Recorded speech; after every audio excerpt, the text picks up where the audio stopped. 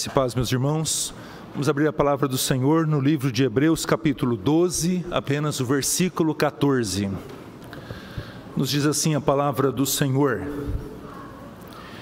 segui a paz com todos e a santificação, sem a qual ninguém verá o Senhor. Vou repetir o verso. Segui a paz com todos e a santificação, sem a qual ninguém verá o Senhor. Oremos. Mais uma vez, Senhor, apresentamos a nossa gratidão diante de Ti e pedimos ao Senhor que o Senhor receba o nosso culto. É uma oferta de gratidão por quem o Senhor é e por tudo aquilo que o Senhor tem feito, principalmente no pastoreio diário que o Senhor tem tido para com cada um de nós. Louvamos o Teu nome por essa grande bênção. E dá com que não sejamos apenas ouvintes da palavra, mas nos ajude, Senhor, a vivermos, a colocarmos ela em prática. Precisamos de Ti, precisamos que o Senhor esteja dia a dia fortalecendo a nossa fé, para a gente confiar de fato que a Tua palavra tem um propósito, Senhor, pastorear as nossas almas e nos conduzir em santidade ao Senhor. Abençoe-nos, é a nossa oração em nome de Cristo Jesus. Amém. Meus amados irmãos, tem algumas coisas que destroem a comunhão da igreja, e nós precisamos considerar isso e acreditar nisso, principalmente num dia onde a gente se prepara para a ceia do Senhor. E dentre essas coisas que destroem a comunhão, tem a prática de violência, seja ela física ou seja ela verbal. Agressividades que muitas vezes, sem perceber, nós praticamos e tem um propósito: afastar uns dos outros. Mas também, meus queridos, a vida pecaminosa onde não há arrependimento e também não há o tratamento por parte da igreja, que é uma das suas marcas. O texto que nós acabamos de ler, meus irmãos, é uma advertência divina.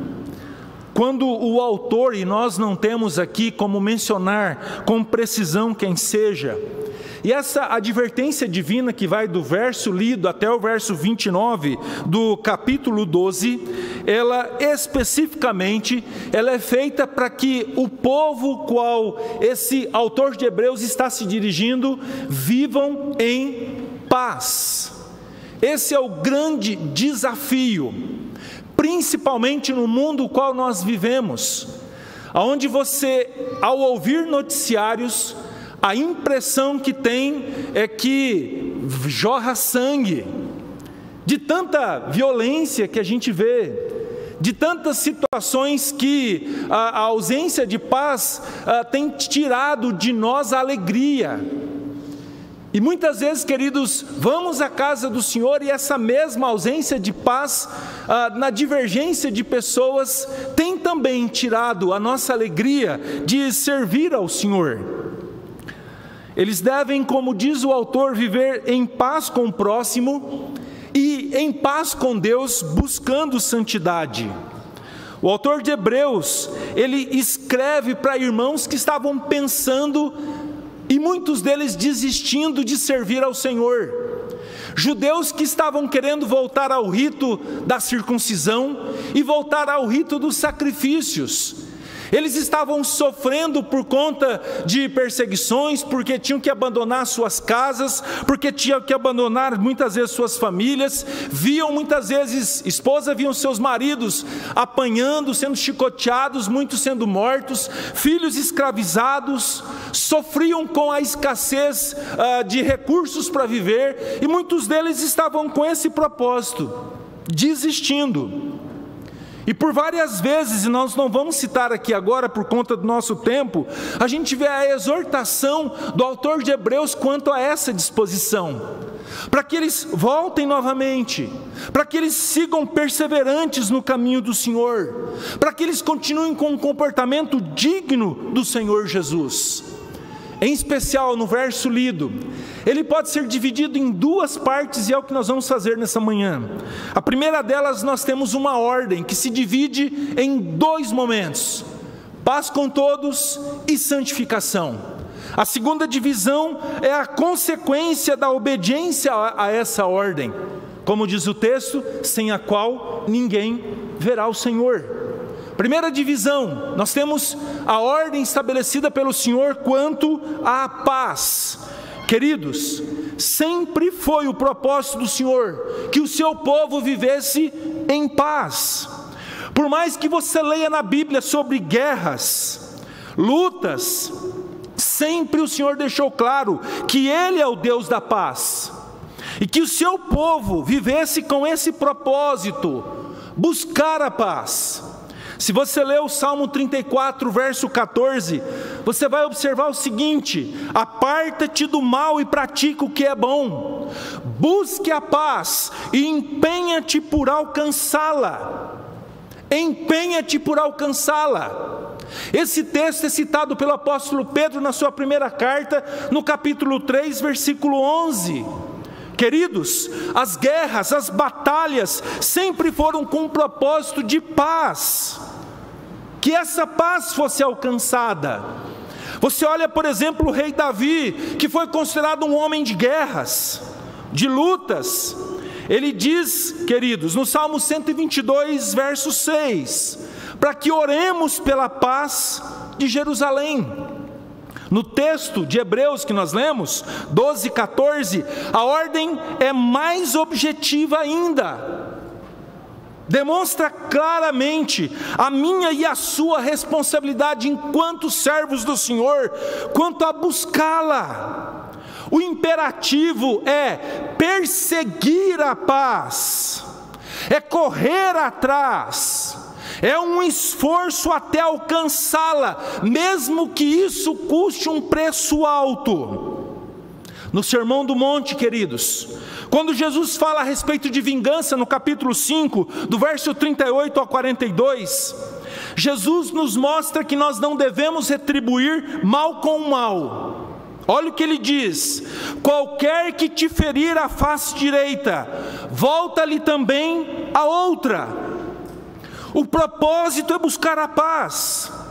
Foi ferido na face, é para ter paz, bate também na outra, não com ironia, mas com propósito. Tudo certo? Acabou? Jesus continua: se alguém quer demandar contigo e tirar-lhe a túnica, deixa-lhe também a capa. É para resolver o problema, é para termos paz. Vou te dar a túnica e a capa, disse o Senhor Jesus. E ainda, se alguém te obriga a andar 1 milha, vai com ele 2. E por que o Senhor Jesus diz isso? Para que os problemas de relacionamento se resolvam e a paz sobreponha as situações de demanda que produzem confusão e tiram essa paz do nosso coração. Um momento da história da minha adolescência marcou muito. Um senhor que tinha uma propriedade de terras, e um dia ele resolve arrumar a cerca da divisa. Ele pega um topógrafo, vai lá, delimita certinho aonde que era, e bem na divisa de sítio dele com seu vizinho tinha uma pedra grande. E ele então, ao fazer a cerca, ele abraça aquela pedra para a terra dele. O vizinho, vendo que estava perdendo um pedaço da terra dele, detalhe, pedra, vai tirar satisfação. E teve um período no Mato Grosso que era muito complicado, a lei era frouxa, e muito se resolvia com violência.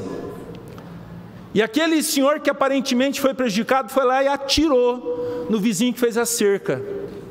E aquele senhor morreu. Queridos, o problema dele foi tão grande que ele não só, por conta da cerca, perdeu um pedaço da pedra ou da terra, mas ele perdeu a terra toda, porque ele teve que vender para gastar com advogados. Pegou 20 anos de cadeia, e pior, a promessa de que quando ele saísse da cadeia, os filhos daquele morto juraram ele de morte. A ausência de paz, por conta do quê? De coisas que muitas vezes são insignificantes, insignificantes. O apóstolo Paulo, em Romanos capítulo 12, verso 18, diz: se possível, quando depender de vós, tende paz com todos os homens. Não só em Romanos com Paulo, mas também o autor de Hebreus mostra que essa paz é perseguida não apenas, ou deve ser perseguida não apenas dentro da nossa casa, na nossa família, dentro da nossa igreja, mas também com os de fora. E o texto diz todos, inclusive os nossos inimigos, a quem Jesus, no capítulo 5 de Mateus, verso 44, diz: amai os vossos inimigos e orai pelos que vos perseguem. Desta forma, meus irmãos, temos uma ordem para todos os servos e servas do Senhor: lute com todas as suas forças para alcançar a paz com todos, não só com os de dentro da sua casa, dentro da igreja, mas também com os de fora, com seu vizinho, com seu colega de trabalho, como diz a palavra, com todos. Dentro dessa perspectiva da ordem, nós temos também a santificação. Queridos, na mesma perspectiva da paz, de perseguir, temos a santidade. Ela deve ser buscada. A santificação, num primeiro instante, pode ser entendida como um ato, onde o Senhor planta uma semente no nosso coração. E isso acontece quando nós recebemos Cristo como nosso Senhor. Mas ela é um processo no sentido de que, ao exemplo da semente, ela deve ser regada todos os dias. É uma luta que nós temos constantemente, meus queridos, com os desejos da nossa carne, onde nós temos um propósito firme de afastar progressivamente do pecado. Nós entendemos a santidade quando nós estudamos o assunto de salvação. Existe uma ordem da salvação. Eu sei que às vezes há divergências no sentido de um ou outro quesito, mas o que é mais interessante ou mais importante é nós observarmos que quando estudamos a salvação, ela começa, é claro, com os planos eternos do Senhor, mas autores como Anthony Huckman, John Murray e outros como Louis Berkhoff, eles falam a respeito desta ordem, que começa com a regeneração. A regeneração é uma quebra de barreiras que leva uma pessoa a ir até o Senhor. Cito exemplo: você convida o seu vizinho todos os dias para ir à igreja, e ele sempre rejeita, cordialmente, gentilmente ele faz isso, mas um belo dia ele te liga e fala bem assim: escuta, Marcos, que horas mesmo é o culto da sua igreja? E aí você fala: uai, que bicho te mordeu? O que aconteceu? Isso é um ato do Senhor, que Ele vai quebrando barreiras. Quer um exemplo mais prático e bíblico? Lucas 19 conta a história de Zaqueu. A Bíblia fala que esse homem era maioral dos publicanos e rico, e Jesus passava pela cidade dele, e ele queria ver o Senhor. Só que a Bíblia fala que a multidão tomou o lugar onde Jesus estava, e ele era de baixa estatura, e ele não conseguia ver o Senhor. O que leva um homem naquela condição subir numa árvore, num sicômoro, para ver o Senhor Jesus? Justamente essa quebra de barreiras quanto ao Senhor, que muitas vezes as pessoas, por conta da sua incredulidade, têm. Mas no segundo instante a gente vê não só a regeneração, mas o chamado, ou a vocação que chamamos de vocação eficaz. E ao exemplo de Zaqueu, quando o Senhor Jesus olha para ele naquela árvore e diz: Zaqueu, desce, porque convém passar em tua casa. Esse é o chamado que o Senhor Jesus tem para nós. Terceiro ponto dessa ordem da salvação, para chegar na santificação: a conversão, que implica em duas coisas: fé e arrependimento. Usando o exemplo de Zaqueu, a Bíblia fala que ele se levanta na sua casa e diz: Senhor, resolvo dar aos pobres metade dos meus bens, e naquilo que eu tenho fraudado, eu restituo 4 vezes mais. Conversão, arrependimento, uma busca para resolver a sua condição. E aí nós temos na sequência a justificação, onde Jesus declara: eis que este também é filho de Abraão, porque o Senhor foi buscar e salvar o perdido. Mas nós temos também nesse meio a adoção, onde aquele que não era filho de Deus, e na pessoa de Cristo se torna filho do Senhor. E aí, meus queridos, vem a santificação. Não aparece muito claro esse texto, essa situação com Zaqueu, mas claramente aparece no episódio da mulher adúltera. A Bíblia fala que aquela mulher que foi colocada diante de Cristo, ela reconhece o senhorio de Cristo, ouve do Senhor Jesus que não há condenação para aqueles que estão no Senhor. E a última frase no verso 11 do capítulo 8 diz: vai, não peques mais. Entre outras palavras, viva uma vida de santidade, lute por isso. E aí nós temos, depois da santificação, a perseverança e a glorificação. Mas quero chamar a atenção dos irmãos que a santificação pode ser exemplificada, como falamos, por uma semente que deve ser regada diariamente. E a palavra do Senhor nos traz alguns instrumentos, como por exemplo em 1 Timóteo capítulo 4, verso 5, que diz: porque pela palavra de Deus e pela oração é santificado. Por isso a ênfase aqui constantemente da sua vida devocional. Por isso que diariamente a igreja se preocupa em trazer pelo menos 5 a 10 minutos de devocional diária, para que você ouça e medita nas Sagradas Escrituras. Porque é a palavra de Deus e a sua meditação, meus queridos, que gera a consciência daquilo que nós devemos fazer. E é a oração, o momento onde nós chegamos diante do Senhor e falamos: Pai, eu ouvi a Tua palavra, eu compreendi os Teus ensinos, agora me ajuda, Senhor, porque eu sou fraco, a colocá-la em prática. Eu não vou esbarrar na fala, eu não consigo. É muito difícil. Claro que é difícil, mas não é impossível. Com a nossa força, e nós somos fracos, certamente nós não vamos conseguir. Daí a ideia de nos humilharmos diante do Senhor, nos dobrarmos diante dEle e pedirmos a sua bênção e a sua ajuda, para que aquilo que nós aprendemos na sua palavra seja colocado em prática.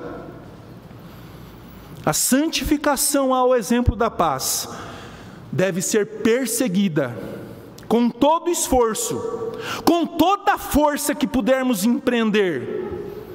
É um afastamento progressivo do pecado, é uma luta constante contra os desejos da nossa carne, tendo sempre como alvo o parecer o máximo possível com o Senhor Jesus, a ponto de Cristo dizer: se tua mão te faz pecar, corta ela. Se o teu olho te faz pecar, arranca ele. Se o teu namoro te faz pecar, acaba com essa folia. Se o teu emprego te faz pecar, corta, sai fora, busca outro. É justamente esse alvo da santidade, que é o Senhor Jesus, que Pedro nos chama a atenção na sua primeira carta, capítulo 1, verso 16, quando diz: sede santo, porque eu sou santo. E Pedro faz uma referência ao livro de Levíticos, capítulo 11, verso 44. A segunda divisão do texto é a consequência, sem a qual ninguém verá o Senhor. Queridos, talvez você esteja se perguntando: mas como assim ver o Senhor? Ninguém jamais viu o Senhor, nem Adão, nem Moisés na sarça, ou lá no Monte Sinai conseguiu vê-lo. Principalmente quando a gente observa a questão do fulgor da glória do Senhor, seremos fulminados. Mas como assim ver o Senhor? Meus queridos, certamente por conta dos nossos pecados, nós não vamos conseguir ver o Senhor. Todos nós sabemos que o pecado cega o nosso entendimento. Não conseguimos enxergar nada quando estamos enveredados por ele, pelo pecado. Exemplo: Davi, quando olha para Betseba tomando banho, provavelmente banho de sol, não fala o sol lá, mas banho, ele pergunta: quem é aquela mulher? E a resposta foi: é filha de Eliã, é mulher de Urias o Heteu. Isso é registrado em 2 Samuel 11, verso 3. Ou seja, ela tem pai e ela tem esposo. Se você possuí-la, estará em adultério. Ele ficou cego. E o verso 4 do capítulo 11 de 2 Samuel diz que ele mandou buscá-la e deitou-se com ela. Dar lado ao pecado como fez Davi, deixou cego quanto à palavra do Senhor que instrui, que ensina. Isso não acontece, ou isso acontece também quanto a outras áreas, por exemplo, o poder. Olhe o que se tem feito para ter poder. Perceba o que se tem feito para perpetuar no poder. Quantas vidas são ceifadas? Tem gente que parece que passa por cima da sua própria mãe, pelo poder, parece que fica cego, e está cego. Outra questão é o dinheiro, que a Bíblia fala que o amor a ele, o amor do dinheiro é a raiz de todos os males, 1 Timóteo capítulo 6, verso 10, presta atenção nos noticiários, o que se faz pelo dinheiro, não se consegue ou não conseguem ver as consequências, quantos estão presos, sendo humilhados, e continua-se as mesmas práticas por atores diferentes, impressionante. Nesse momento que enfatizamos que a vida de santidade nos levará a considerar a palavra do Senhor. Se o pecado traz cegueira, a santificação abre o nosso entendimento para a palavra do Senhor. Nós conseguimos aceitar a repreensão de um Deus amoroso, que quer o nosso bem, e passamos a aceitá-lo. Ao contrário disso, quando estamos na prática do pecado, os nossos olhos, eles ficam cegos, e quando se fala sobre pecados como adultério, o pregador é fulminado. E é claro, é como se tirasse o doce da boca de criança, vai chorar, vai espernear, vai falar mal, é assim. A santidade nos faz entender que o Senhor nos ama e tem o melhor para cada um de nós. A santificação leva-nos a ver o agir do Senhor em nossas vidas. Só quem busca uma vida de santidade vai reconhecer o pão nosso de cada dia como uma dádiva do Senhor. Só quem busca uma vida de santidade vai entender a família como um presente de Deus. Porém, se o nosso coração estiver com a maldade do pecado, tudo isso será visto como algo por merecimento, por conta dos nossos atos, ou no quesito família, como um fardo, como um peso. Dessa maneira, queridos, não vamos ver o Senhor, mas vamos ver o seu agir, as suas misericórdias, o seu amor. Vamos entender que as palavras do Senhor têm propósito de trazer vida, e vida em abundância para cada um de nós. Trago algumas rápidas conclusões. Primeira delas, não ignore o que o Senhor quer nos ensinar nessa manhã. Persiga a paz, empenha-te por alcançá-la, como diz Pedro. Não cruze os braços e ache que é assim mesmo. Não entenda que um coração cheio de violência vai trazer algum benefício, não vai. Não ache que encontramos paz praticando violência, seja ela física ou verbal, contra o seu próximo. A paz tem um preço, muitas vezes parece caro, mas vamos perceber o quanto é barato em relação ao sofrimento que a falta de paz gera em nossos corações. Se você tem alguma demanda com teu irmão ou com teu próximo, batalhe até encontrar a paz, mesmo que o preço por ela seja caro. Não deixa para amanhã. Desenvolva também a sua vida de santidade, luta contra o pecado, se afaste dele. O pecado tem um preço, ele tem um salário, e o salário dele é a morte, como diz Paulo em Romanos capítulo 6, verso 23. Não acho que o Senhor está brincando quando nos ensina sobre esse assunto. Segunda conclusão, mesmo que seja alto, não ache que o preço a ser pago pela paz e santidade é um desperdício. Não é. Quando busco a paz com todos, o que recebo por conta disso é a paz também. A contrapartida é que também vou ter paz. O esforço por alcançar a paz será recompensado. Erroneamente pensamos que ao abrir mão de coisas ou direito para ter paz, vamos ficar no prejuízo, ficaremos pobres. Lembre-se, Lembre-se do preço pago pelo Senhor Jesus. Ele abriu mão, esvaziando-se de sua glória, para que tivéssemos paz com Deus.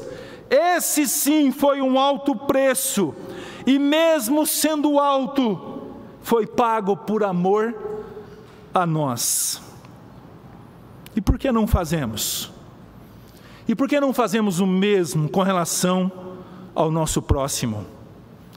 Quanto à vida santa, certamente exige de nós abandonos, abstinências, deixar de lado aquilo que nos dá minutos, e presta atenção nisso, minutos de prazer e eternidade de problemas.